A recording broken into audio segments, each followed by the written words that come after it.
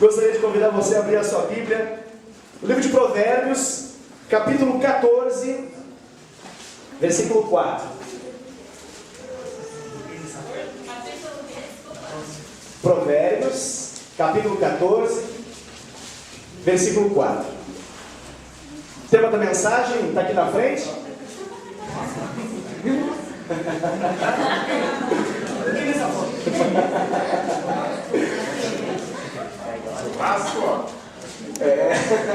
O que você prefere? É o tema da mensagem de hoje. O que você prefere? Curral vazio ou colheita abundante? O que você prefere? Curral vazio? Celeiro vazio? Estábulo vazio? Ou você prefere uma colheita abundante?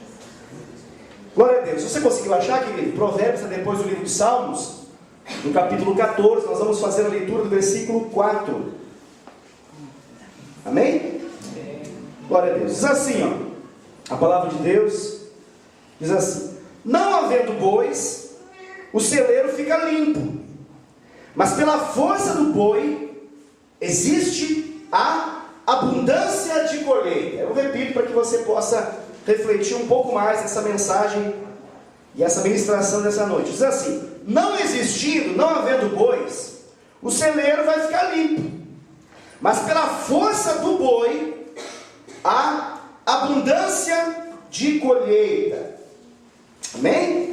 Amém. Glória a Deus. Glória a Deus.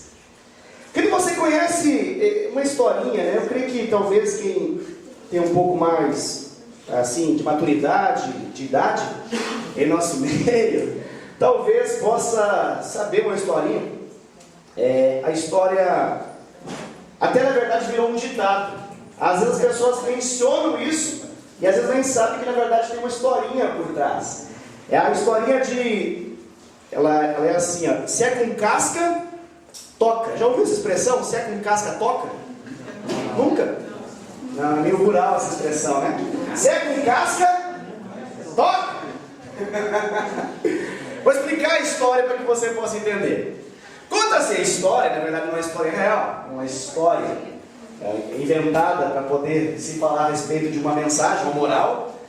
Conta-se a história de um homem que estava tão angustiado, tão depressivo, tão desiludido, tão triste, que ele não via mais nenhum propósito na sua vida, e ele decidiu, ele queria morrer. Ele queria morrer. Mas ele não tinha coragem de se matar.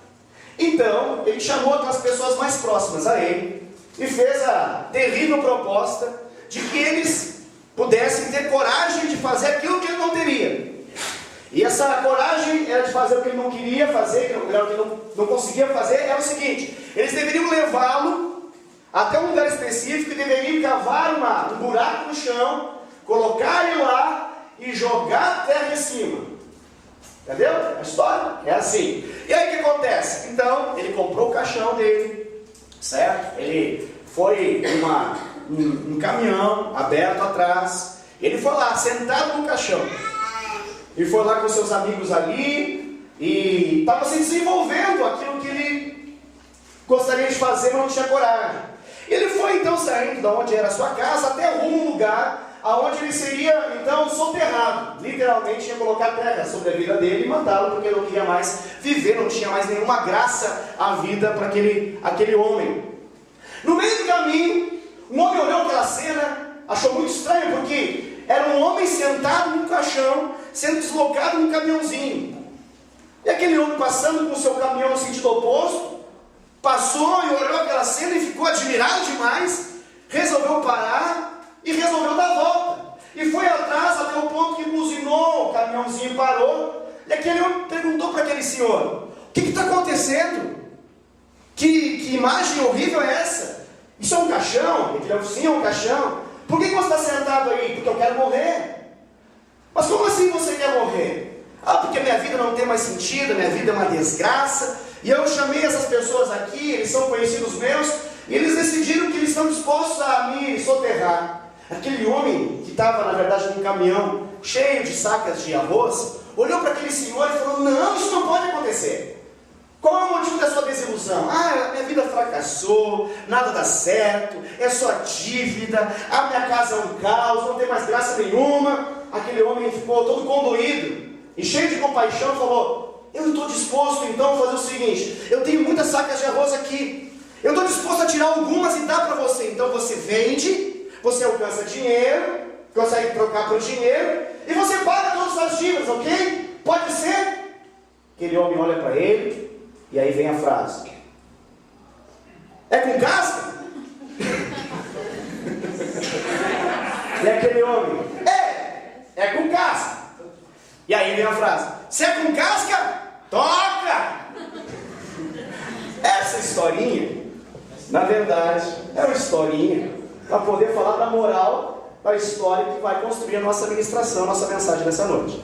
Hoje eu quero falar a respeito do poder do esforço, do trabalho, do sacrifício, da entrega, do suor.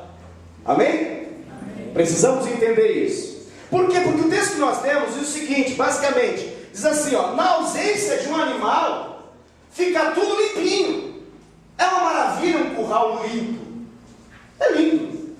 Se você não coloca no celeiro, no curral, naquele estábulo, não sei o nome que você vai definir para isso, ok? Tem um nome que você está acostumado, mas é o lugar onde o boi, a vaca, os animais do campo ficam, ok? Se não tiver nenhum animal lá, vai ficar um brinco, como alguns dizem. Vai ficar lindo, há muita limpeza. Mas quando existe o boi, quando tem a vaca, quando tem algum animal, a presença desses animais, ela gera sujeira. Mas ela não gera só sujeira, ela gera colheita abundante. Por isso eu pergunto para você, para que você já possa pensar: o que você prefere na sua vida? Curral vazio, limpinho, sem nenhum trabalho, você pode descansar na rede, ligar sua TV a cabo, acessar no seu smartphone, Facebook, e não se preocupar com mais nada, porque afinal de contas está tudo limpo, mas não tem colheita nenhuma? Ou você prefere ter um pouco de trabalho nisso tudo, e ao final de um tempo, você saber que o lucro vai chegar para você, que a conquista vai vir para você, que o resultado daquele esforço, o resultado daquele trabalho vai se manifestar na sua vida. O celeiro vai ficar sujo, mas vai haver grande colheita. Entenda por colheita o resultado daquilo que você espera. Entenda por colheita aquilo que você sonha, aquilo que o seu coração deseja. Seja em termos materiais, seja em termos de família, seja em termos de trabalho, de estudos, não importa a área, pense em termos de colheita. Nós temos muitas áreas na nossa vida. E eu creio que você, quando você considera cada área da sua vida, você espera um milagre, uma manifestação da abundância de Deus, vamos chamar isso de colheita. Mas você vai entender por meio dessa palavra de Salomão, que cheio da inspiração do Espírito Santo, colocou isso aqui no papel, mais especificamente num papiro que veio surgir depois do papel, e está aqui na sua Bíblia como Provérbios, capítulo 14, versículo 4, e que diz: a sujeira vai ter, mas vai ter muita colheita. Por quê? Porque a presença do boi, ou a presença da vaca, a força desse animal, por causa da força desses animais, vai existir uma grande colheita sobre a sua vida. Que tudo na vida tem um preço a ser pago. Você sabe disso, né? Já ouviu falar esse negócio, né? Eu creio que não é novo para você, mas para algumas pessoas parece que precisa de uma revelação nisso. Porque algumas pessoas não entendem o preço das coisas. Tudo na vida tem um preço a ser pago. E aqui Salomão, ele está falando que, na verdade, algumas pessoas, porque não entendem o preço das coisas e acham os preços muito elevados de tudo, eles não querem pagar preço algum e fazem a escolha de manter a sua vida, vamos assim chamar ali, vazia e limpa, mas em compensação não tem a colheita que gostariam de ter. Veja bem, qual que é a realidade aqui do boi? O boi, na época, ali, o boi era um sinônimo de prosperidade. Por quê? Porque o boi, aquele animal, ele servia para arar a terra, ou seja, ele ia levantar a terra para que pudesse fazer o plantio, para que pudesse fazer a colocação das sementes, ele iria fazer o carregamento da colheita. Esses animais eram animais de carga, então eles puxavam madeira, ou seja, quem tinha boi, naquela época, era sinônimo de uma pessoa rica, era sinônimo de uma pessoa próspera. Era como qualquer outro animal, como cavalo, boi, vaca, animais que conseguem transportar grande carga. Mais especificamente a vaca, vamos mudar só um pouquinho o detalhe, a vaca ela ia além disso, porque ela dava leite, poderia se fabricar com isso queijo e outros tantos derivados do leite, ou seja, era muito bom ter um boi, mas dava muito trabalho ter um boi. Por quê? Porque tudo que gera coisa boa que também gera um resíduo em nossa vida. Tudo que é muito bom para a gente também tem um resíduo nesse negócio. Ter um boi naquela época era imprescindível, ou seja, era necessário para que a pessoa pudesse ter prosperidade. Com esse animal ia se semear, ia arar, colher, tudo isso que eu acabei de falar. Mas tinha um lado que não era muito gostoso, era o lado da sujeira. A sujeira que eles faziam. Você já entrou num curral? Alguém já teve a oportunidade aqui? Eu sei que tem pessoas que vieram da região, dessa realidade mais rural, né? Da região não, dessa realidade mais rural. Algumas mãos se levantam, exatamente. Outros talvez nunca entraram, então talvez não saibam, simplesmente desfrutam do mercado, quando você compra aquele leite, né? Quando você compra a carne, então você às vezes não sabe todo o processo que as coisas têm. Mas se você um dia tiver essa oportunidade, caso você não conheça, você vai entrar num estábulo, num celeiro, se você ficar ali um dia ou dois, tentando entender como é que funciona a dinâmica daquilo, você vai perceber que tem alguém que tem a responsabilidade de limpar aquele ambiente. E não é a coisa mais agradável do mundo, porque é uma mistura de esterco com urina de animal. Sentiu aí o aroma já, enquanto eu falo? Né? Já foi comigo por revelação esse aroma, né? É isso tudo misturado e mais outras coisas que ferem animais também junto. É uma coisa não muito legal. Então exige que basicamente uma vez por dia alguém vai lá e dá uma limpada, porque senão não dá. Então dá trabalho, alguns que são mais caprichosos chegam a limpar 2 vezes, se revezam pessoas, porque na medida que tem muitos animais, é muita sujeira que está ali sendo colocada. Eu não tive assim todo o acesso do mundo a essa realidade rural, apesar de ter nascido numa cidade com muita zona rural e com muito trabalho no campo e com os animais, mas Deus me deu a dádiva de ter uma mulher maravilhosa, e essa linda mulher que Deus me deu veio de um contexto de criação de animais também, que por sinal, essa linda vaquinha que está aí na frente, é a vaquinha que eu tirei a foto a alguns centímetros dela, né? E um dia eu pensei, isso algum dia eu vou usar para uma mensagem. Chegou o dia, queridos. Então essa vaquinha é uma das vaquinhas da minha amada sogra. E dá trabalho esse negócio. Às vezes, a vaca.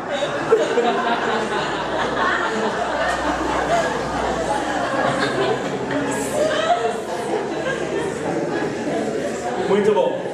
A vaca, tá? Que é propriedade da minha sogra. Eu só falo assim, a vaca da minha sogra, talvez eu possa imaginar. Eu sei que você não imaginaria isso. Claro. Eu sei que não.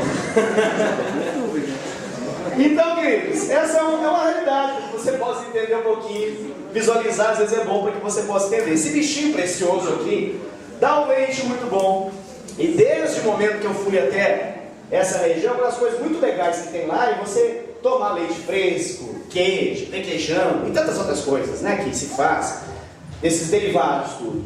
Mas dá trabalho, não é tão interessante. Eu já tive, sabe como é que é esse processo de você conquistar a moça? Dá trabalho.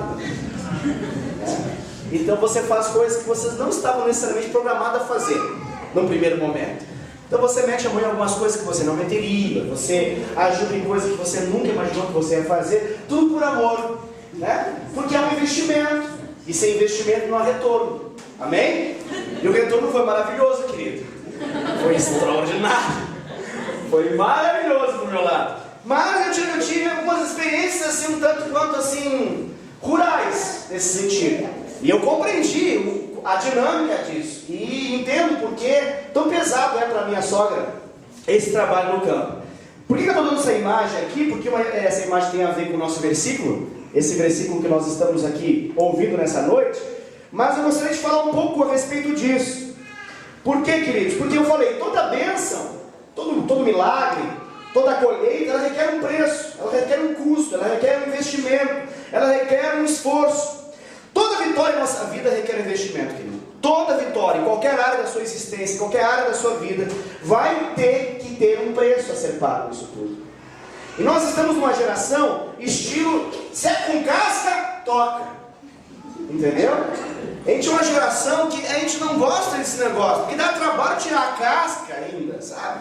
Então, a gente é a lógica do cara que está para morrer, e que tem uma pessoa solidária que chega do lado, eu quero investir na sua vida, eu quero ajudar você, eu quero te abençoar, eu quero investir na sua vida. Aí a pessoa pergunta, você tem casca? Tem. Ah não, se é com casca, toca. Essa historinha que eu contei, é só para você entender um pouco a dinâmica das coisas. Você vai entender um pouco mais ao longo dessa mensagem. Pelo menos assim eu espero. Mas eu gostaria que você pudesse entender que você vai precisar se aplicar para você ser abençoado. Você vai precisar pagar um preço. Se você quer desfrutar do melhor, você vai ter que investir. Então, querido, se prepare para limpar curral. A ideia do curral aqui é um símbolo, tá bom? Não fique assim tão entristecido, porque eu não quero que você vá no curral mais perto para poder limpar. Não é isso, eu quero que você entenda bem. Mas toda a área tem um curral, querido, para ser limpo. E dessa área vai ter uma colheita extravagante, extraordinária, muito abundante. Mas tem um curral para ser limpo. Ok? Entenda isso, a gente vai entender melhor na medida que eu tornar essa mensagem um pouco mais específica. Querido, se você não tiver atitude, não vai ter desgaste. Porque a atitude gera desgaste. Tudo que se movimenta, tudo que se move, desgasta. Tudo requer manutenção, tudo requer uma ajuda em algum momento, porque desgasta. Ou seja, se você quer desfrutar do melhor de Deus, se você quer desfrutar da colheita, também vai ter um desgaste. Às vezes, a nossa vida se compara em algumas áreas a uma pessoa que ela passa numa grande empresa. Vamos imaginar uma grande empresa que paga muito bem os seus colaboradores, seus funcionários. A pessoa passa na frente, dentro de um carro com seus amigos e fala, puxa, como eu gostaria de trabalhar nessa empresa. Aí a pessoa fala, então, mas por que você não trabalha? É fácil, vai lá, faça seu currículo e coloca lá. Ah, mas não, tem que fazer o currículo. Mas não, se você faz o currículo, é a chance que as pessoas vão ter lá no RH de te chamar. Ah, mas vai ter uma entrevista? Mas se você se preparar bem para a entrevista, se você colocar todos os seus atributos bons à exposição para o entrevistador ver, se você mostrar as suas qualidades, você tem uma chance de conseguir a vaga. Ah, mas é muito trabalho. Resultado, querido, não vai ter. Obviamente não vai ter. E assim é para tanta e tanta coisa. Uma pessoa desse tipo se contenta com um emprego de qualquer valor, mesmo que seja medíocre o valor que receba, tendo às vezes a possibilidade de algo melhor, mas não vai para algo melhor porque tem casca, toca para frente. Está entendendo? Isso para muitas outras áreas também. Você vai entender isso em nome de Jesus. Querido, entenda o que eu vou falar. Essa frase é importante. Toda ação desperta uma reação. Pastor Wesley, que revelação. Mas eu queria que você entendesse isso. Essa frase ela não é só para as coisas que você vai entender de física e assim por diante, né? Porque toda ação vai redundar numa reação. Querido, tudo que você faz vai trazer um resultado. Tudo. Perceba bem, o mundo espiritual reage de acordo com a sua ação no mundo físico. Vou repetir. O mundo espiritual, ele reage de acordo com a sua ação no mundo físico. Por isso que eu disse, toda ação vai gerar uma reação. Nós queremos que o mundo espiritual redunde em bênçãos para a nossa vida. Nós queremos que Deus ordene todos os seus anjos para poder manifestar bênçãos tremendas na nossa vida. Mas às vezes nós não temos nenhuma ação de fé, não temos nenhuma atitude concreta que possa dar a ferramenta suficiente para que o mundo espiritual possa liberar bênçãos para a nossa vida. Vamos a um exemplo para que você possa entender. Lembra do cego Bartimeu? Já preguei sobre isso, não quero entrar na passagem bíblica por causa do tempo. Mas o cego Bartimeu era um homem que era cego e por ser cego era mendigo. Naquela época era tudo que ele poderia fazer. Então ele ficava bem no caminho clamando por alguma esmola, alguma moeda. Era isso que ele clamava. Com isso ele tentava de algum modo sobreviver. Ele não tinha vida, ele tinha sobrevivência nessa vida. Mas um dia, ele era cego, mas não surdo, ele ouviu a respeito de Jesus. E ao ouvir a respeito de Jesus, seu coração se encheu de fé, de um dia ter a possibilidade de estar próximo a Jesus. E um dia estava esse homem, cego, Bartimeu, mendigo, prostrado ao caminho, pedindo uma esmola, pelo amor de Deus, né? E de repente, uma esmola por caridade. De tanta esmola, chegou um dia que ele ficou, não, eu não quero mais esse negócio, eu não quero viver de esmola, eu não quero viver de favor, eu quero dignidade de vida, eu quero vida de abundância, eu quero plenitude de vida. E um dia ele vê um barulho, um burburinho, ele vê uma muvuca, um monte de gente, era uma cena nova. Ele pergunta para alguém, possivelmente, eu estou imaginando essa cena, ele pergunta para alguém, quem que está aí? Alguém fala, é Jesus, o Messias está aí. Seu coração começa a bater forte. O que ele faz? Ele vai ter uma ação no mundo físico. E a sua ação no mundo físico foi essa. Ele diz, filho de Davi! Ele falou assim, mas sim, ele gritou. A Bíblia fala que ele gritou. E diz, tem compaixão de mim! Tenha misericórdia de mim! Achei que eu ia ler essa cesta. Que lindo. Vou pregar gritando. E ao gritar, o cego Bartimeu, diz a Bíblia, naquele momento Jesus reagiu. E reagiu perguntando a respeito daquele homem. Reagiu indo na direção, ou melhor, chamando aquele homem até onde ele estava. E a cura que ele tanto esperava se manifestou sobre a vida dele. Por quê? Porque ele agiu, porque ele teve uma atitude que redundou no esforço, uma atitude que não foi tão bonita para as pessoas à volta, não foi muito prazerosa para as pessoas que estavam à sua volta, mas ele pagou esse preço, talvez até um pouco de vergonha, porque ele tinha uma necessidade, querido, e na sua necessidade ele bradou. Tudo que você faz na sua vida, meu amado, tudo que você faz na sua vida vai desencadear uma reação no mundo espiritual. A Bíblia fala que tudo como plantar, o que vai acontecer? Ele vai colher. A Bíblia fala isso. Tudo que o homem semeia, ele colhe. De modo que se não houver semeadura, não vai haver colheita. Se você trabalha, o que você espera receber? Salário. Você está recebendo salário, querido? Se você não tiver, a gente ora por você, porque Deus possa desatar isso sobre a sua vida. Porque a lógica de quem trabalha é receber salário. Se você estuda, o que você espera no final do estudo receber? Na espécie de um canudo, a gente chama aquilo lá de quê?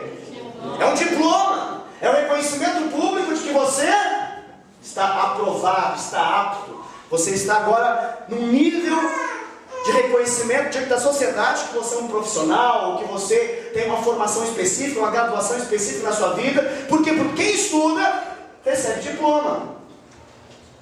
Agora, sempre é bom acordar cedo e ir para o trabalho? Não? Tem dias que você está com dor de cabeça? Tem dias que você está gripado? Tem dias que você está chateado? Tem? Ou não acontece isso no seu mundo? No meu, às vezes acontece. Vai em casa, não sei o que. Acontece lá de vez em quando. A gente fica assim um pouquinho, meio bom no colchão, meio para baixo. E aí o que faz? Não trabalha? Se você não vai trabalhar 1 dia, 2, 3, o que acontece? Esquece salário, querido. Esquece salário. Porque o seu patrão vai achar essa situação insuportável, não tem como sustentar e vai demiti-lo. Ah não, foi muito forte essa expressão. Não, é só demiti-lo, querido. Não é isso, tá? Só demiti-lo. Ok? Vai demiti-lo. Se você estuda aqui, deixa eu fazer uma pergunta para os estudantes do nosso meio. Temos aqui várias pessoas que estudam. Já teve situação que você teve que ficar até as 2 da manhã acordado estudando? 3, 5. Eu me lembro que teve algumas noites que eu não deu para dormir. Porque eram tantos trabalhos, eram tantas coisas para estudar, que não tinha o que fazer. Tinha que estudar. Mas querido, quando você recebe aquele diploma, é bom ou não é? Quando você recebe aquele salário, é bom ou não é? Aquilo lá paga. Você fala assim, valeu a pena.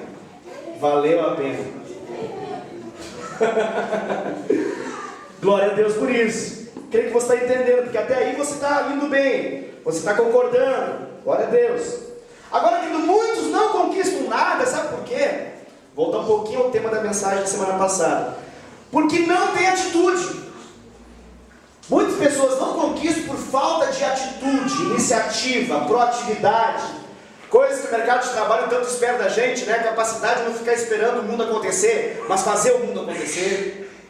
Não ficar esperando o outro. Por quê? Porque tem muita gente que vive em função de uma expectativa que o outro possa ter uma atitude, que possa desencadear a minha atitude de acontecer. Deu para entender? Não, né? Então eu vou falar de uma frase. Para mim, querido, o pior cristão, desculpa, tá? Desculpa. Mas para mim o pior cristão é aquele cristão que vive em função de colocar a sua expectativa na responsabilidade que o outro tem que ter sobre a sua vida. Sempre, sempre, sempre. Esse é um cristão que está fadado à mediocridade. É um cristão que está fadado a viver uma vida limitada, pequena. Eu vou chamar isso de síndrome de Adão. Por quê? Porque a Bíblia fala que quando Adão peca, Deus vai conversar com ele. O que ele fala? A culpa não era dele, a culpa era daquela mulher que Deus deu para ele.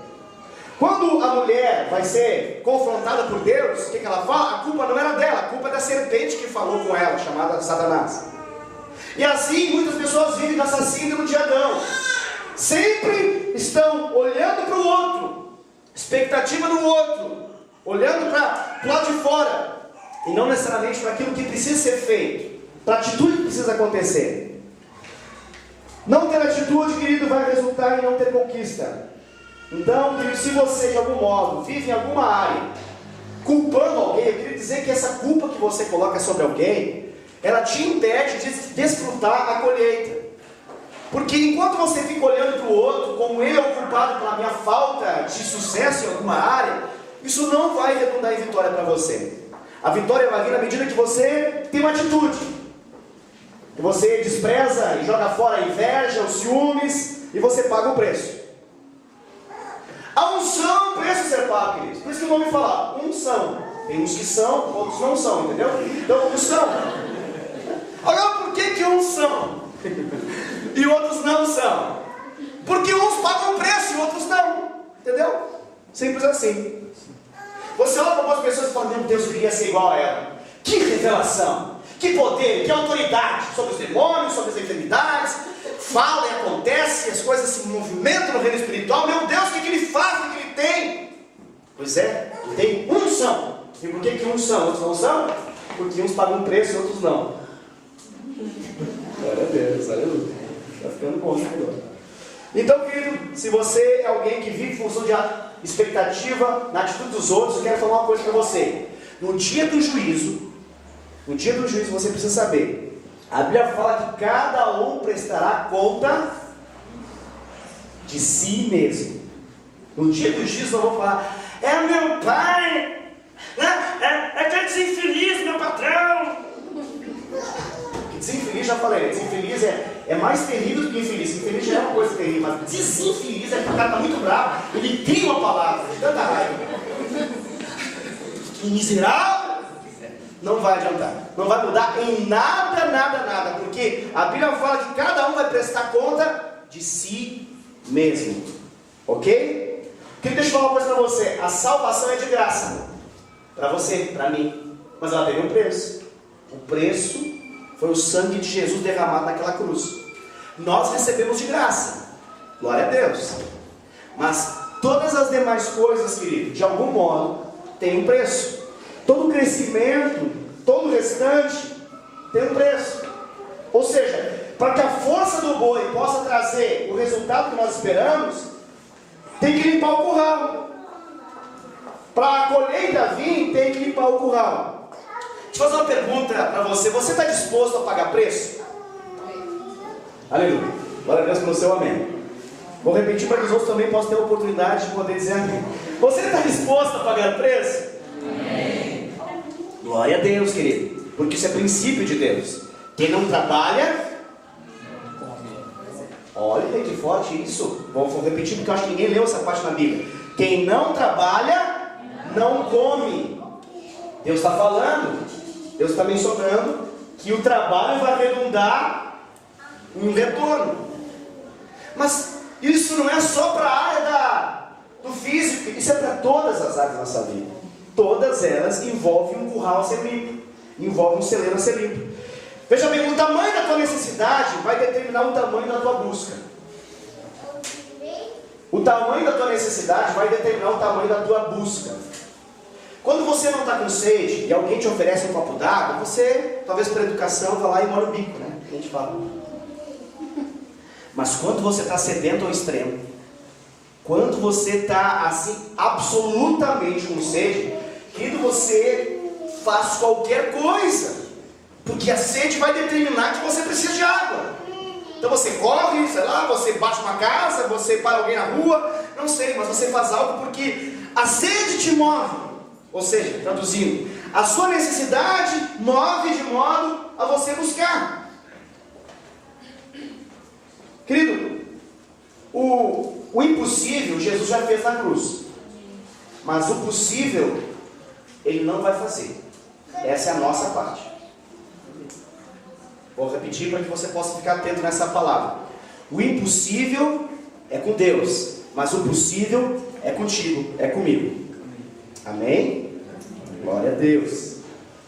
Você já percebeu que as promessas de Deus, a grande maioria delas tem uma condição? Elas são condicionais. Muitas delas têm se, por exemplo, em 2 Crônicas capítulo 7, versículo 14. Se o meu povo, que se chama pelo meu nome, me buscar e orar, dos seus maus caminhos se desviar, então, aí vem a promessa. Então eu ouvirei do céu, perdoarei o seu pecado e sararei a sua terra. Todo mundo quer que a sua terra seja sarada, que o seu pecado seja perdoado, quer que a sua oração seja atendida, mas tem uma condição. Quais são as condições? Buscar a Deus, orar, se desviar dos seus maus caminhos. Então Deus vai fazer isso. É um exemplo. As promessas de Deus são condicionais. Para que uma colheita na sua vida, na minha vida, seja farta, você precisa entender uma coisa também. Não depende só da sua força. Quando eu falo isso, eu estou dando mérito para a força. Essa ministração é para poder falar o poder da decisão, da iniciativa, do trabalho. Mas eu quero dizer uma coisa para você. Se não houver a bênção de Deus sobre a sua vida, você pode trabalhar à vontade e o progresso, o sucesso, a vitória não vai se manifestar. Pastor, então tem que ter em algum momento a bênção de Deus? Sim. E a bênção de Deus pode se mover sobre justos e injustos também. Mas você que conhece a palavra, para você o crivo é outro. Então para você que conhece a palavra, o crivo não é apenas clamar, mas é procurar obedecer ao Senhor. E a bênção vai se manifestar. Então não achemos com essa mensagem que apenas a nossa força vai determinar a vitória. Por que eu estou falando isso? Você pode ter um boi no curral, pensa comigo, ou uma vaca no celeiro. Se nunca mais chover nessa cidade, acabou. Você pode ter boizinho, vaquinha, vai virar tudo comida. E acabou a abundância da colheita. Porque se Deus não abençoar com chuva, se Deus não der terra, se Deus não der todas as situações que envolvem a parte dele do impossível, isso não vai acontecer. Sempre, querido, vai haver a necessidade de um investimento. Sempre vai haver a necessidade de um investimento. Agora qual é o segredo? O segredo é você não olhar para o trabalho que vai dar, mas sim olhar para o fruto que vai ser gerado. Deu para entender? O segredo não é você olhar para o trabalho. E se você só olha para o trabalho, querido, você se transforma em um escravo do trabalho. Tem muita gente que gosta do trabalho que vira escravo. Mas o trabalho, na verdade, ele visa no seu momento subsequente, futuro, vir o fruto. E é esse fruto que nos inspira, que nos motiva. Deus, Ele te dá bois, entenda o que eu estou falando, tá? Ele te dá bois, porque Ele quer te dar uma colheita muito abençoada, mas tem uma parte. A parte nossa é limpar o curral. Todos entenderam isso, né? Glória a Deus. Vamos aos exemplos práticos agora. Glória a Deus. Por exemplo, nosso amado Alexandre, esse irmão precioso que Deus nos deu, junto com a sua amada Cauana, estão vivendo os dias de limpeza de curral. Eles receberam uma bênção de Deus. Não receberam um boi, nem uma vaca, mas eles receberam um lindo filho, uma bênção de menino. Lindo, lindo, lindo. Puxou a mãe, glória a Deus. Brincadeira. Agora, há um preço, né, Alexandre? Ou se há. Querido, há um preço. Uma grande parte dos jovens aqui não tem filhos, mas todos aqueles que têm filhos sabem desse preço, entre aspas, da limpeza do curral. Sabe, eu vou dar um exemplo que todo mundo que está casado e com filhos aqui sabe o que eu estou falando. Quando você está namorando, ou noivo, ou casado, mas ainda não tem filhos, eu vivi todas essas etapas, você tem total liberdade. Por exemplo, vamos comer em tal lugar. Você vai lá comer em tal lugar. Não, vamos comer hoje em casa. Você come em casa. Não, hoje não vamos comer. Aí você não come. É assim. É assim. Aí você tem filho. Muda tudo, senão agora isso não é movido pela... Vamos pra lá, vamos pra cá, fica aqui, não faz nada. Não, agora a prioridade passa a ser um filho. Porque Deus colocou um alarme nele, que dispara basicamente a cada 3 horas nos primeiros dias. Alguns um pouco mais. Alarme sendo um pouco descontrolado para alguns. Às vezes 22, às vezes 1 hora, às vezes bem meia hora. Mas há um disparador de alarme nesse processo. Então a lógica já não é agora a programação ser feita do nosso jeito. Porque a bênção que Deus deu, o bebê, ele tem fome. E ele grita. Não é bem assim, é mais bonito do que isso que eu fiz, graças a Deus. Mas ele pega, chora. Certo? Aí o que tem que fazer? Deixa chorar? Não. Mamãe, papai, vovô e assim por diante, pessoas que estão ali, vão lá atender. Mamãe vai dar o seu peito, vai abençoar com o seu alimento. Aquele alimento vai entrar, vai ser uma bênção, vai produzir tudo de bom naquele corpinho. Passa mais ou menos uma meia hora. Limpeza de curral. Tem que limpar o celeiro. Vai lá mamãe, vai lá papai, né? Quem está nessa fase sabe o tanto de fralda que vai nesse negócio para limpar esse celeiro. É inacreditável a capacidade de ficar sujo esse celeiro nos primeiros dias. Depois fica melhor, amados. Lá em casa está melhorando a situação. Aleluia. Vai passando, vai sabendo como administrar melhor essa prática da sujeira do curral. Mas ainda assim vai por um pouquinho tempo. Agora sim, queridos, esses filhos, eles crescem. Eles crescem. E esquece no momento que, agora tem outra fase. Essa fase aqui que o Diego tem com o Isaac, por exemplo. Chega uma fase que um dia você está de boa, né? De boa, né? De boa. É raro essa cena, eu sei, Diego. Mas às vezes você está de boa. E aí vem um pico ruxo desse, chega pra você e fala assim: papai, eu te amo. Não. Para tudo, né? Parece que para tudo, porque agora parece que todas as 300.000 vezes que você limpou aquele curralzinho, todas as 70 vezes que você foi acordado nas últimas semanas, parece que não foi tão importante quanto o quê? O resultado final. Porque quando essa criança, com a sua capacidade de falar agora, e com a sua capacidade de direcionar o seu amor, olha para você e fala: papai, eu te amo, mamãe, eu te amo. É lindo, não é? Tem outras situações. Há muito investimento, por exemplo, os filhos crescem e às vezes, em várias situações, precisam de alguns recursos para poder estudar. Às vezes não necessariamente a escola que é paga, que é particular, às vezes até a pública, mas precisa de roupa, precisa de caderno, precisa de um monte de coisa, não precisa? E às vezes é penoso um pouco para o pai, penoso para a mãe, dá um certo desgaste. Querido, mas quando vê o diploma, quando vê que é muita honra, quando você é convidado pelo seu filho com um cartão especial, e você está lá, E às vezes ele te honra, sai de lá naquele momento de beijar pai e mãe, sabe que tem essa formatura? Tem esse momento, é lindo esse momento, é muito especial esse momento. Sai de lá de cima com uma florzinha, sei lá, alguma coisa, vem lá e dá pra você. Você não fica assim, né? Custou caro esse negócio, né? Nunca vi um pai fazer isso naquele momento dele. Tem uns pais duros pra caramba. Olha lá que gosta correndo aqui assim.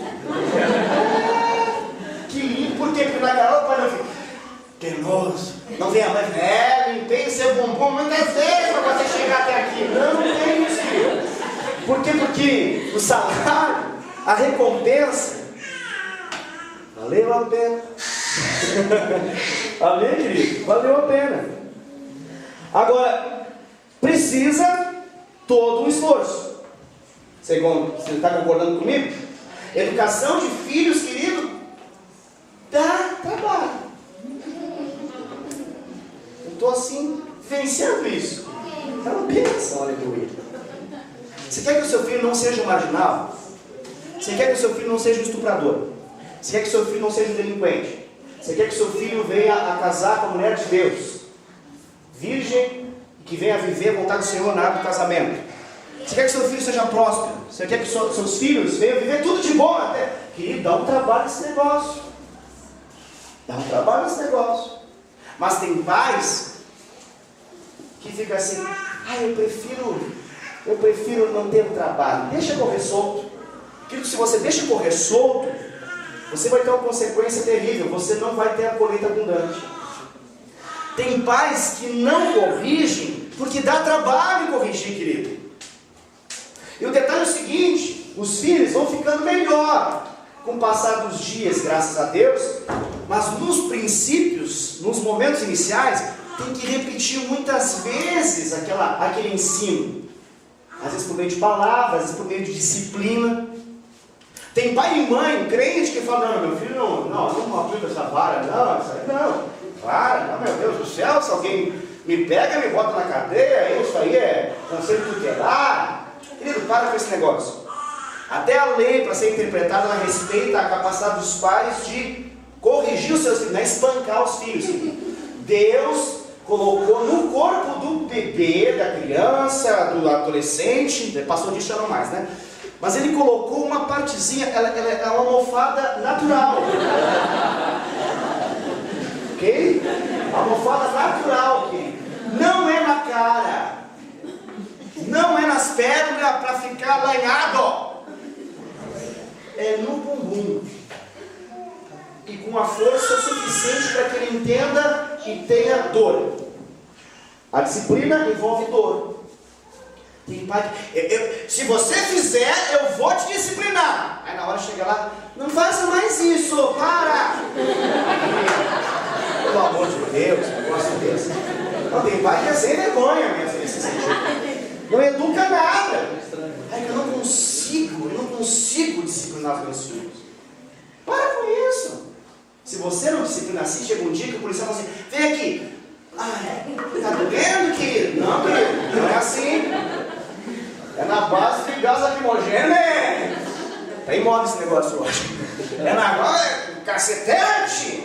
Vai se encher, por que eu não bati assim antes? Se você não corrige, o mundo vai corrigir e com dor violenta, a ponto de sair sangue do nariz e tudo mais. Mas na sua casa não sai sangue, querido. Não é esse o objetivo. É mais do que marcar o corpo, é poder marcar a convicção dentro do coração. Mas dá trabalho. Quem é pai e mãe sabe disso, né? Dói mais na gente, não dá? Não dói mais naquele que está aplicando isso? Eu estou começando a sentir isso. Não é fácil. Começou o processo lá em casa. Só que tem um detalhe. Isso é psicológico agora. Se você pega essa mão que Deus te deu de pai e você senta ali a palmada, você fala, estou aplicando. Isso não é vara da correção, isso é mão da correção. Tá? A gente pode chamar de esmurro, tapa. É um pouco daquilo que o Anderson Silva resolveu brincar ontem. Que palhaçada que Que barbaridade o negócio daqui. Pois é. Isso aqui é a mão que faz carinho, tá bom? Não confie com a mão que faz carinho, que seja a mesma que arrebenta ele. Então é a vara. Olha só. Porque, olha o processo, querido. O Eliel, ele vai ficar com raiva da vara. É da vara, eu vou ensinar ele a ter raiva, ele tem que ter raiva daquela vara. Ele tem que respeitar ao ponto de ter raiva, medo dela. A vara. É a vara da correção. Mas o papai, ele pode, depois disso tudo, que a vara vai pegar ele, depois ele pode colocar a cabecinha aqui no meu peito, e eu vou fazer o sanduíche com ele. Ele fez sanduíche. Sabe como é que é feito sanduíche, né?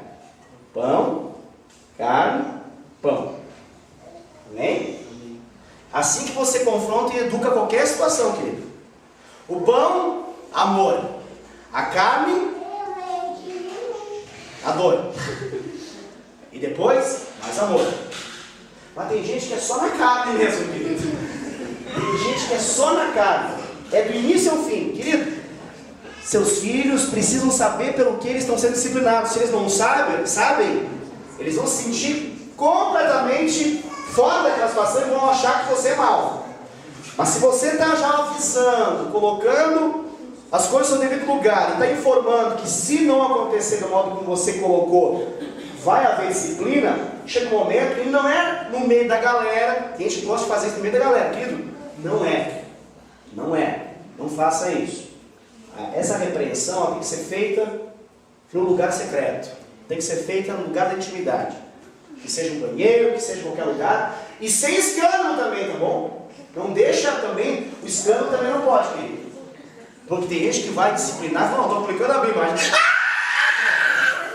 Aí sai lá, tranquilo, o que aconteceu? Matou teu filho? Não. Ele que é escandaloso, não deixa esse caso sem escândalo também não. Pode chorar, tem que chorar, vai morrer doce, mas esses que me jogam no chão, parece que vai morrer, para lá. Nunca matou ninguém. Nunca. Aí você, alguma coisa de bom de você, porque alguém investiu em você, confrontou você em muita coisa e disciplinou você muito, é ou não é? Não foi bom o papai e a mamãe fazer muitas vezes aquilo que fez? Ajudou no seu caráter. Amém, querido? E depois que você aplica a disciplina, de novo, chama para perto e ministra. Ministra quem ele é. Ministra o seu amor novamente. Isso você impede de botar uma brecha no coração do seu filho para que o diabo possa entrar nela e falar assim, ele não me ama, ele me espanca, ele me bate, ele não faz o que eu deveria, não o que eu gostaria de fazer. Porque você novamente colocou outro pão. Então ficou pão, carne, pão. Amém? Glória a Deus, conseguiu entender. É assim, querido. Educação de filhos tem preço. Casamento também tem preço, querido. Casamento também tem preço. Se você vê seu cônjuge, você tem que saber uma coisa, é um presente que Deus te deu. É um presente, seu cônjuge, seu esposo, sua esposa, é um presente que Deus te deu. Dá uma olhadinha, se você não está do lado do seu cônjuge, dá uma olhadinha agora para ele e fala isso para ele. Tá poucos cônjuges aqui, né? Mas se tiver, dá uma olhadinha e fala, você é um presente de Deus para mim. Aleluia. Vai preparando o alfabeto, querido, vai lá, vamos Jesus. Vai trazendo madeira para o fogo de Deus descer depois, aleluia.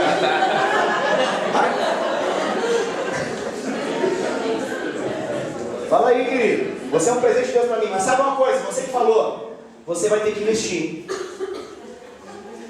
Você vai ter que investir. Amado, você deve valorizar o presente que Deus te deu. Você precisa valorizar o presente que Deus te deu. Amém? Porque se algum outro lá de fora não está valorizando tanto quanto você do lado de dentro, comece a ter calafrio, querido. Comece a ter calafrio. Porque tem homem que fala assim, eu não falo que eu te amo. Eu não falo porque ela já sabe. Isso é ótimo, né? Pergunta pra criança se ela aceita um trem desse. Pergunta assim, você sabe que eu te amo? Por isso que eu não falo. Olha a cara dela quando você falar isso pra ela. Por que eu tenho que falar, pastor? Porque eu vou falar uma coisa pra você muito clara, pra você entender. Tá? Entenda o que eu estou falando. Mulher, do início ao fim, ela é conquistada pelo que houve. Os maus também sabem disso, tá bom? Por isso que dizem que o homem não precisa ser bonito e rico. Desde que tenha uma boa lábia, ele também pode conseguir. Mas se for rico e bonito, também ajuda mais. Tá? Mas já tem uns caras feios que dói. Esse meu Deus, nem dinheiro tem essa praga. Esse meu Deus, o que ele tem? Tem dinheiro, é feio que dói? Querido, muita muita administração. Acontece uns milagres às vezes. Há esperança para o ferido também. Há esperança para o ferido. Por isso, só que o que acontece? Os casados, olhem para mim aqui. Quando está no processo da conquista, o homem sabe muito bem disso. Ele fala, nossa, que linda. Quase assim, nossa, assim você me mata, né? Uma coisa assim. Nossa, que roupa linda, como você está bela, que elegante, meu Deus, você é genial, maravilhosa, espetacular. Tudo isso, né? Tudo isso, e mais um pouco. Depois casa. Depois casa. 3 pontinhos. E aí a mulher, ela fica esperando esse negócio aqui. É muito importante para a mulher ouvir isso. Pode parecer bobo para você, mas o amor faz a gente fazer algo para o outro que às vezes a gente não está com vontade de fazer, porque é como limpar curral. Às vezes para o homem, isso não é assim, uma coisa, ai que coisa mais emocionante. Às vezes é igual limpar curral. Mas vai ter uma colheita, mano. Vai ter uma colheita. Aleluia. Mulher, irmãs amadas do meu coração, casadas, e as que vão casar um dia já sabem disso também. Aleluia. Amadas, o homem, do início ao fim, ele é conquistado por aquilo que ele vê. Não tem como mudar isso. Então, querido, deixa eu falar uma coisa para você que é casado, tá bom? Aquela camiseta do deputado.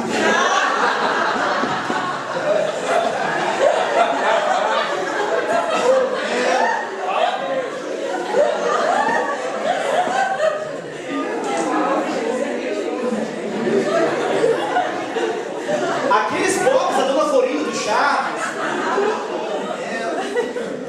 É inaceitável. Amém? Então não acha assim, não, ele me ama e não tem problema. O que ele quer mesmo é outra coisa. Querido, não é bem assim, tá? Para o homem, claro, o homem é muito mais fácil esse processo. É muito mais fácil, né? Sabe disso. O poder de atração é muito mais fácil, mais rápido, mas passa muito pelo que vê. Amém? Eu acho que você está entendendo aonde a coisa vai chegar, né? Amém, querido? Amém? Mas só bater solteiro, não. Você precisa saber disso. Precisa saber disso. Ok? Agora tem um detalhe. Aleluia. Ainda bem que o pastor fala isso, né? Glória a Deus. Assim como para o homem está desautorizado a aplicar o seu poder sobre uma mulher que Deus não deu para ele, ele deve fazer isso com a sua. Falar eu te amo. Do mesmo modo, a mulher não deve se vestir para outra mulher, porque no mundo da mulher, você sabia que a mulher se veste mais para outra mulher do que para os homens? É dito isso, não é para os homens não. As mulheres dizem que é verdade isso. Já ouvi muitos comentários. Por quê? Porque a preocupação não é simplesmente nos homens, e sim o que as outras mulheres vão pensar ao ver a roupa da pessoa. Mas nenhuma coisa nem outra coisa está certo. Porque o certo, na verdade, minha amada, querida irmã, é que você, nessa área que eu estou falando, tá? Entendo Bobs, tá bom? A camiseta do deputado. Nessa área que eu estou falando, é só para o homem, o seu, que Deus te deu. Amém? Glória a Deus. Então esse invólucro externo que você utiliza, suas roupas, querido, então elas devem sinalizar isso para o homem que Deus te deu. Creio que você está entendendo o que eu quero dizer com isso. Passando para o lado de fora, para o lado de fora, querido, o que passar disso que eu estou falando vai ser sensualidade. Aí vai ser lascívia. Aí vai ser chamar a atenção daquilo que não é seu. Aí vai ser roubo, ladrão, vai ser defraudação. Amém? Glória a Deus. Estamos entendendo. Pastor, tudo isso é limpar o curral? Da onde que você foi tão longe nisso, querido? O versículo está falando. Lembra o versículo falou? Curral limpinho é legal. Mas se tiver boi, vai ter sujeira, mas vai ter abundância de colheita. Amém? O final que deve ser o nosso alvo. Tá? Nosso alvo deve ser aquilo que nós vamos conquistar ao fim. A mesma coisa na vida espiritual, querido. A mesma coisa. Estou dando alguns exemplos para você poder entender. Tem gente que quer ser muito ungido como ministro de Deus. Nós somos uma igreja de ministros, a gente não é uma igreja de crentes que ouvem e um pastor que faz tudo. Nós somos, graças a Deus, uma igreja de ministros de Deus, onde todos somos ministros, sacerdotes reais de um Deus vivo. Amém? Então você tem um ministério. E no seu ministério, às vezes a pessoa conclui algo como isso tudo que eu acabei de falar também. A pessoa ela quer ser um ministro ungido, ela olha para as outras pessoas e procura de algum modo olhar para elas e fica, puxa vida, que bênção, glória a Deus. Mas amado, tem um preço. Tem um preço. Vou dar um exemplo para que você possa olhar através da minha vida. Há um preço na construção de cada mensagem como essa. Tem mensagens que Deus fala muito ao coração das pessoas aqui, mas tem um preço. O preço não é passar 4 horas olhando novela. O preço não é passar 5 filmes olhando por semana. Não é passar 20 horas no Facebook por semana. Não dá. Pastor, você faz esse contato com essas coisas? Sim, em algum momento sim. Mas não dá. Para mim ser um ministro de algum modo usado por Deus, eu tenho que pagar um preço. Você entende isso? Mas não é esse preço só para que eu possa pagar, para que eu possa ser alguma coisa. Esse é um preço que Deus requer de todos aqueles que são ministros. Se você quer abençoar seus discípulos, você quer abençoar sua célula, você quer ganhar seus Natanaéis para Jesus, você quer romper ministerialmente, você quer ser uma bênção no reino de Deus, tem preço, querido. E não vai ser você gastando o seu tempo com coisas que não vão ajudar você a ter uma colheita que você vai conseguir ela. Você precisa entender isso. Por quê? Porque o tempo é o termômetro da honra. Você sempre vai dar tempo para aquilo que você honra. Se você quer honrar a novela, você vai dar tempo para ela. Mas se você quer honrar a Deus, você vai dar tempo para Deus. Detalhe é que nós queremos a bênção, mas não necessariamente às vezes a gente quer pagar esse preço. Às vezes nós queremos a prosperidade, mas nós não queremos nos apropriar desse trabalho que tem. Querido, você prioriza aquilo que está em primeiro lugar na sua escala de importância. Sempre é assim. Sempre você vai priorizar, toda a prioridade que você dá, tem que dar prioridade agora. É porque nesse momento, por exemplo, na minha escala de importância, isso que eu estou fazendo é mais importante que qualquer outra coisa que eu possa fazer agora. Por isso que eu estou aqui fazendo isso. Porque para mim, isso é o mais importante nesse momento. Mas quando a gente fala de escala de valores na vida, a Bíblia vai nos ajudar a entender a escala de valores. E a prioridade máxima da nossa vida é Deus. E prioridade para Deus significa tempo com Deus. Você pode fazer muitas coisas para Deus, mas é diferente você fazer algo com Deus. Dá para entender a diferença, sim ou não? Sim. Exemplo. Você pode entender essa mensagem errada e falar assim, entendi, pastor, entendi como amar minha esposa. Vou encher ela de presente. É legal? É. Mas vai chegar um momento que ela vai falar assim, eu não quero seu presente, eu quero você presente. Porque você é mais importante que tudo que você está me dando. Se ela de fato te ama, ela vai concluir isso um dia. Está entendendo o que eu quero dizer? Uma coisa é você trabalhar em prol de, a outra coisa é você estar com. Tem gente que trabalha muito para Deus e entende que ministério é igual ser alguém íntimo de Deus. E não é a mesma coisa. Você pode fazer muita coisa para Deus sem necessariamente gastar tempo com Deus. Dá para entender a diferença? Amém. Glória a Deus. Vocês têm um ótimo entendimento. Depois de Deus, qual que é a outra prioridade? A prioridade, se você é casado, vai ser o seu cônjuge, o seu esposo, a sua esposa. Após eles, os seus filhos. Porque os filhos só vieram por causa que você tem um cônjuge. Não esqueça disso. E depois que os filhos saírem de casa, fica você e seu cônjuge. Aleluia. Só que acontece um negócio que chama-se de síndrome do ninho vazio. É quando os passarinhos saem e o pássaro mãe, a pássara mãe, o pássaro pai e a pássara mãe se olham e ficam, agora a gente não sabe mais viver. Não sei, não tem mais graça. Porque a gente nunca investiu na gente, a gente só trabalhou em função dos filhos. E agora, você sabia que há um índice muito grande de divórcio nessa etapa quando os filhos saem? Porque as pessoas não aprenderam a investir umas nas outras. Querido, invista, você que é casado, no seu esposo, invista na sua esposa. Tem gente que acha que o esposo ou a esposa é como um caixa automático. Você vai lá, sacar e recolhe o dinheiro. Mas se você não investir, querido, você vai lá sacar, vai dizer assim, ó, saldo insuficiente. É ou não é? Tem gente que não entende essa lógica. Chega na hora e quer a bênção, a colheita.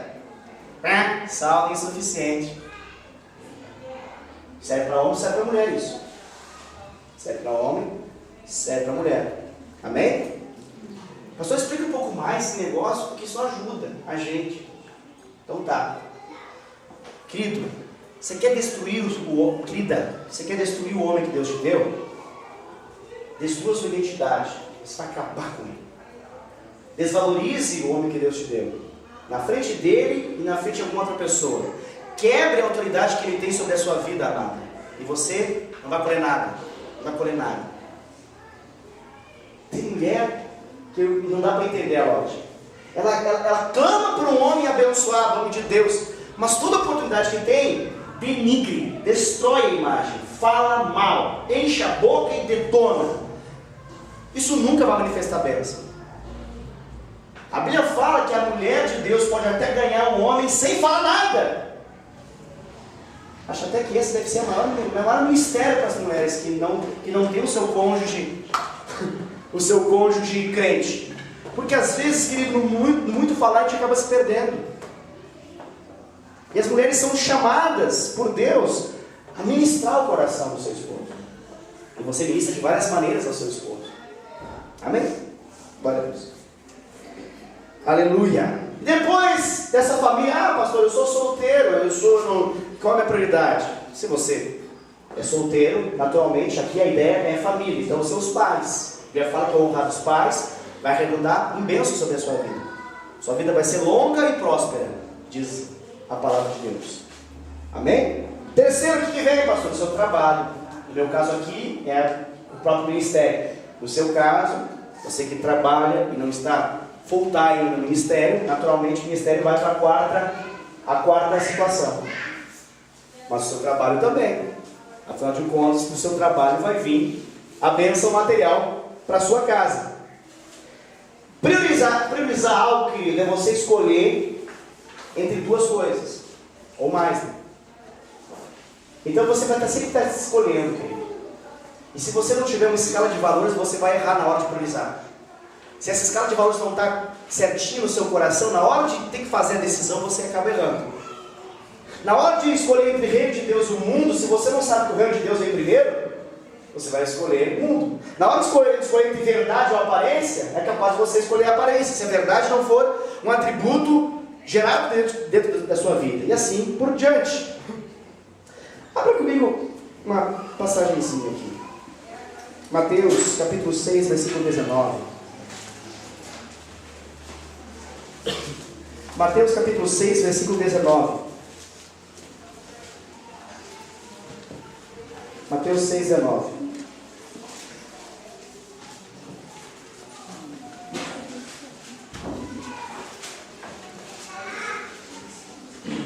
Mateus capítulo 6, versículo 19 diz assim: Não acumuleis para vós outros tesouros sobre a terra, onde a traça e a ferrugem corroem, onde ladrões escavam e roubam. Mas ajuntai para vós outros tesouros no céu, onde traça nem ferrugem corroem, e onde ladrões não escavam nem roubam. Porque onde está o teu tesouro, aí estará também o teu coração. Nós sempre vamos investir maior valor naquilo que está em nosso coração. O seu coração não pode estar em coisas, querido. O seu coração precisa estar em pessoas, a começar por Deus. O seu coração precisa estar em Deus, precisa estar nas pessoas. Nunca coloque as coisas na frente das pessoas. Se você fizer isso, você não vai ser bem sucedido. Querido, eu trago essa mensagem porque eu estou tentando através dela, esse versículo que nós lemos de Provérbios 14, versículo 4, trazer palavra da parte de Deus sobre várias áreas da sua vida. Poderíamos falar outras tantas, mas eu creio que é o suficiente para essa noite. Por quê, querido? Porque eu percebo que não entender isso tudo, não entender o preço das coisas, faz com que muitos lares estejam falidos, com que muitos casamentos estejam destruídos, arrebentados. E quando o casamento está arrebentado, querido, pode saber, é porque já se deixou de investir há muito tempo.